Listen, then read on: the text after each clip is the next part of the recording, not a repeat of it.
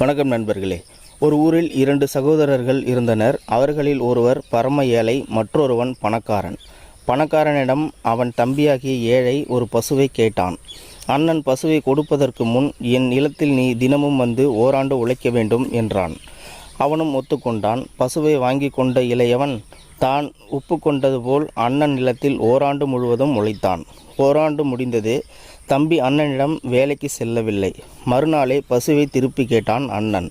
ஓராண்டு உன் நிலத்தில் உழைத்தேன் அல்லவா, பசு எனக்குத்தான் என்றான். மூத்தவன், அதெப்படி முடியும்? ஓராண்டு காலம் நீ என் பசுவிடம் பால் கறந்து பலனை அனுபவித்து விட்டாய் அல்லவா, அதனால் இரண்டிற்கும் சரியாகிவிட்டது என்றான். இருவருக்கும் வாக்குவாதம் ஏற்பட்டது. இருவரும் ஒரு பிரபுவிடம் சென்றனர். வழக்கை விசாரித்த பிரபு அவர்கள் இருவருக்கும் 3 புதிர்களை கொடுத்து, இதற்கு சரியான பதில்களை யார் சொல்கிறீர்களோ அவர்களுக்குத்தான் பசு என்று கூறி புதிரை சொன்னார். முதல் புதிர், மனிதனுடைய வயிற்றை நிரப்புவது எது? இரண்டாவது புதிர், மனிதனுக்கு மிக மகிழ்ச்சியை தருவது எது? மூன்றாவது புதிர், அதிக விரைவாக செல்வது எது? இந்த 3 புதிர்களுக்கு நாளை விடை கூறுங்கள் என்றான். இருவரும் வீட்டிற்கு வந்து மூளையை குழப்பி சிந்தித்தனர். மறுநாள் காலை பிரபுவை சந்தித்தனர். மூத்தவனை பிரபு அழைத்து, என் புதிருக்கு விடை சொல் என்றார். மேன்மை தாங்கிய பிரபு அவர்களே, ஒரு மனிதனுடைய வயிற்றை நிரப்புவது எது என்று கேட்டீர்கள்.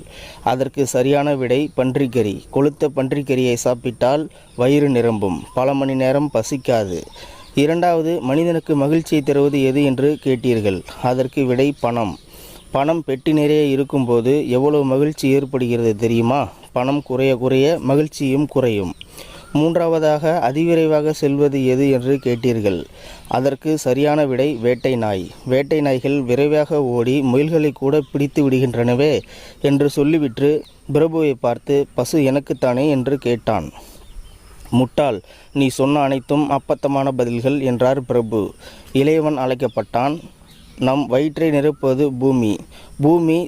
பூமி தாயிடம்தான் நாம் உண்ணும் தானியங்களும் கிழங்குகளும் கிடைக்கின்றன. அந்த உணவால் தான் விலங்குகளும் பறவைகளும் வாழ்கின்றன. இரண்டாவதாக, ஒரு மனிதனுக்கு அதிக மகிழ்ச்சி தருவது தூக்கம். தூக்கத்திற்காக விலை உயர்ந்த செல்வத்தையும் மனிதன் விட்டுவிடுவான். மூன்றாவதாக, அதிவிரைவாக செல்வது நமது சிந்தனை ஓட்டம். நாம் விரும்பிய போது விரும்பிய இடத்திற்கு கொண்டு போய் சேர்க்கும். இவையே சரியான விடைகள். அந்த பசு உனக்கே. பசுவை கொடுத்த பின்பு பிரபு கேட்டார், இந்த புதிர்களுக்கு உனக்கு விடை கூறியது யார் என்றார். என் மகள் மருஷியா. அவள் என்ன அவ்வளோ விவேகியா? ஏதோ கொஞ்சம் பிரபு. என் அளவிற்கு அவளுக்கு அறிவு இருக்கிறதா என்பதை பரீட்சை செய்து பார்த்து விடுகின்றேன். பிரபு 10 அவித்த முட்டைகளை அவனிடம் கொடுத்து, இதோ இந்த 10 அவித்த முட்டைகளையும் உன் மகளிடம் கொடுத்து ஒரு கோழியினால் அடகாக்க வைத்து 10 குஞ்சுகளையும் ஒரு இரவிற்குள் பொரிக்க வைத்து அதே குஞ்சுகளை அதே இரவில் கோழியாக்கி முட்டை போட வைத்து 10 முட்டைகளிலும் 3ஐ எடுத்து அடையாக்கி நாளை காலை உணவிற்கு எனக்கு கொண்டு வா என்றார். தன் மகள் மருஷியாவிடம் சென்று அதை அப்படியே ஒப்புவித்தார். அவளது தந்தை தன் மகள் இந்த புதிருக்கு விடை எப்படி சொல்லப் போகிறாளோ என்று கவலைப்பட்டார். ஆனால் அவளோ எதிர்புதிர் போட்டாள். தன் தந்தையிடம் வேக வைத்த துவரைகளை அடங்கிய ஒரு பானையை கொடுத்து, இதில் உள்ள துவரையை நிலத்தில் விதைத்து முற்றியவுடன் அறுத்து எனது கோழி குஞ்சுகளுக்கு உணவாக தயாராக வைக்கும்படி கூறுங்கள் என்றாள். அவளுடைய தந்தையும் அவ்வாறே பிரபுவிடம் சென்று சொன்னார். துவரையை பார்த்த பிரபு அவற்றை நாய்க்கு போட்டுவிட்டு சணல் தண்டு ஒன்றை கொடுத்து, இதை ஊற வைத்து காய வைத்து 100 ஜகமுள்ள துணி தயாரிக்கச் சொல் என்றார்.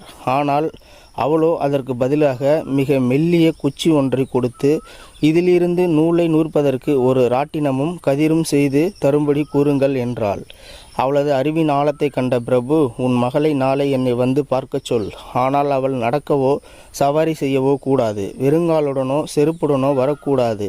பரிசுடனோ பரிசின்றியோ வரக்கூடாது. இது கடுமையான உத்தரவு என்றார். மறுநாள் பனிசறுக்கு வண்டியில் வெள்ளாடை பூற்றி ஒரு காலில் மட்டும் செருப்பு அணிந்து முயல் ஒன்றையும் சிட்டுக்குருவி ஒன்றையும் தெரியாமல் எடுத்து சென்றாள் மருஷியா. அவள் மிகுந்த புத்திசாலித்தனத்துடன் வருவதை கண்ட பிரபு அவள் மீது நாய்களை ஏவினார். பதிலுக்கு இவள் முயலை வெளியே விட நாய்கள் முயலை துரத்தின. இதோ உங்களுக்கு ஒரு சிறிய பரிசு என்று சிட்டுக்குருவியை கொடுத்தார். அது அவரது கையில் சிக்காமல் பறந்துவிட்டது. தான் சொல்லியபடியே வந்துவிட்ட அவளை நினைத்து பெருமைப்பட்டார் பிரபு. இப்போது இருவர் வழக்கு ஒன்றை கொண்டு வந்தனர். நாங்கள் இருவரும் அடுத்தடுத்து 2 குதிரைகளை ஒரே இரவில் கட்டியிருந்தோம். 2 குதிரைகளையும் அன்று இரவே குட்டிகளை ஈன்றன. அவனுடைய குதிரையின் குட்டி இறந்துவிட்டது. என்னுடைய குட்டியை பார்த்து அவனுடைய குதிரை குட்டி என்றான் ஒருவன். அடுத்தவனை கேட்டதற்கு அவனும் அவ்வாறே பதில் சொன்னான். பிரபு 2 குதிரைகளையும் தனித்தனியே கட்டச் சொல்லி குட்டிகளை விடச் சொன்னார். குட்டி 2 குதிரைகளிடமும் செல்லாமல் தனியே ஓடிவிட்டது. அந்த தீர்ப்பை அவர் மருஷியாவிடம் கேட்டார். மருஷியா குட்டியை கட்டச் சொல்லி குதிரைகளை அவிழ்த்து விடும்படி கூறினார். அவ்வாறே செய்தனர். தாய் குதிரை தன் குட்டி குதிரையை தேடிக்கொண்டு ஓடி வந்தது. பிரபுவின் தலைக்கணம் குறைந்தது. தன்னைவிட மருஷியா புத்திசாலி என்று ஒப்புக்கொண்டார். அவளுக்கு வெகுமதி அளித்து பாராட்டினார். இந்த கதையின் நீதி, வல்லவனுக்கு வல்லவன் வையகத்தில் உண்டு. ஸோ நண்பர்களே, இது ஒரு அருமையான பதிவு தான். இந்த பதிவு பிடிச்சிருந்தா ஒரு லைக் பண்ணிக்கோங்க, மற்றவங்களுக்கும் ஷேர் பண்ணுங்கள். இந்த பதிவு பற்றின கருத்துக்களை கீழே இருக்கிற கமெண்ட் செக்ஷனில் மறக்காமல் சொல்லுங்கள். அப்படியே நம்ம சேனலை சப்ஸ்கிரைப் பண்ணிக்கோங்க. மறக்காமல் பெல் சிம்பிளையும் கிளிக் பண்ணிக்கோங்க. நன்றி, வணக்கம்.